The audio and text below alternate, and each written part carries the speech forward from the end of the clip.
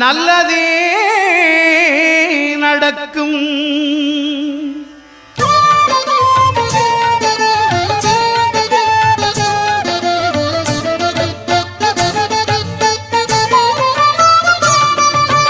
ஒன்பது கோளும் ஒன்றாய் காண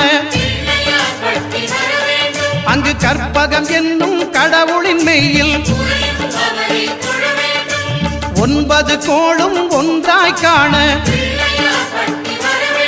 அங்கு கற்பகம் என்னும் கடவுளின் மெய்யில்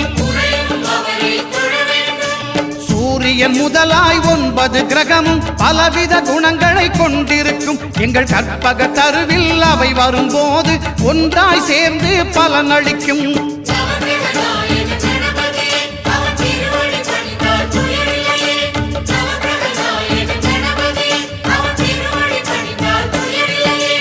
ஒன்பது கோளும் ஒன்றாய் காண அங்கு கற்பகம் என்னும் கடவுளின் மெய்யில்